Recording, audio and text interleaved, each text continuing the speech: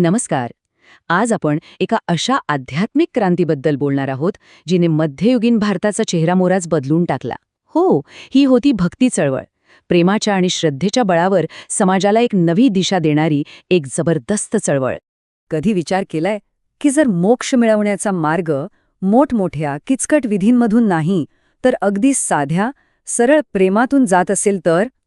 हाच तो एक मूलभूत प्रश्न होता ज्यावर संपूर्ण भक्ती चळवळीचा पाया रचला गेला. तर मग चला या प्रवासाला सुरुवात करूया. पाहूया की हा सर्वांसाठी खुला असलेला मार्ग नेमका कसा होता. मध्ययुगीन भारतात देवप्राप्ती किंवा मुक्ती मिळवणं हे खूपच अवघड मानलं जायचं. ज्ञानमार्ग, कर्ममार्ग, यज्ञयाग हे सगळे मार्ग इतके किचकट होते की ते सामान्य माणसाच्या आवाक्याबाहेरचेच होते. पण बरोबर याच काळात एक नवीन आणि सोपा मार्ग समोर आला, तो म्हणजे भक्तिमार्ग. आणि खरं सांगायचं तर ही एक क्रांतिकारी कल्पना होती. म्हणजे देवाला भेटण्याचा एक थेट वैयक्तिक मार्ग जो सगळ्यांसाठी खुला होता.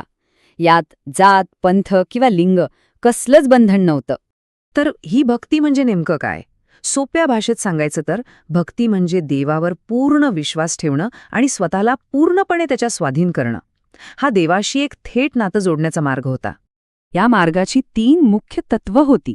पहिलं, आपलं हृदय आणि आपली कर्म शुद्ध असायला हवीत.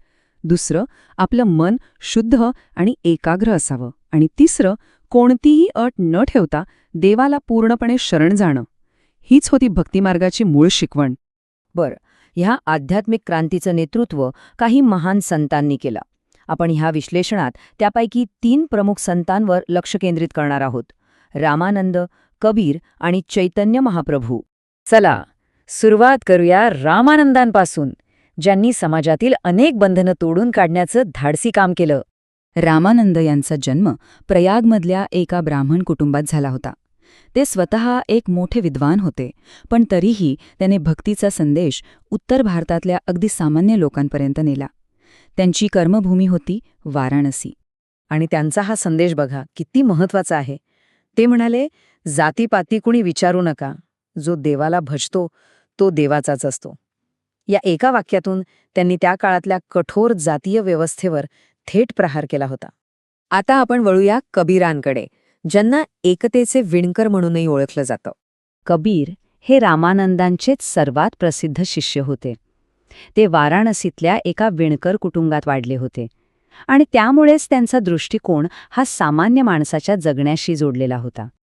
कबीरांनी धार्मिक भेदभावावर खूप परखडपणे टीका केली.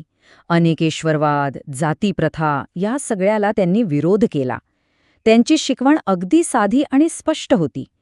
राम म्हणा किंवा अल्ला म्हणा, हिंदू असो वा मुस्लिम, सगळ्यांचा देव एकच आहे.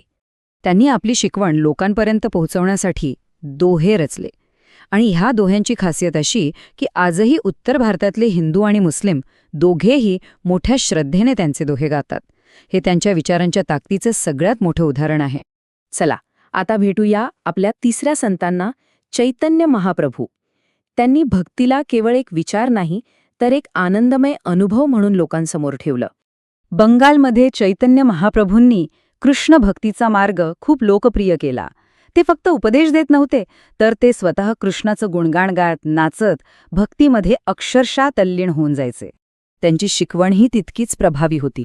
ते म्हणायचे, श्रद्धेमुळे जातीभेद नष्ट होतो आणि भक्तीने आत्मा शुद्ध होतो.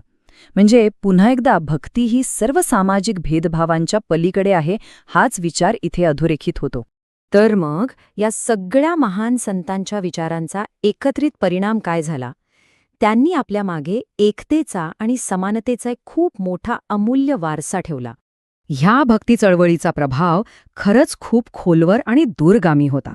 या संतांनी लोकांमध्ये बंधुभाव वाढवला, सर्व धर्म समान आहेत हे शिकवलं, जातीय प्रथेला जोरदार आव्हान दिलं आणि हे स्पष्ट केलं की देव एकच आहे, फक्त त्याची नावं वेगवेगळी आहेत, राम, कृष्ण किंवा अल्लाह. आणि जाता जाता एक विचार, 600 वर्षांपूर्वीचे हे समानतेचे आणि एकतेचे विचार आजच्या काळात आपल्या समाजासमोर कोणतं आव्हान उभं करतात यावर नक्कीच विचार करायला हवा, नाही का?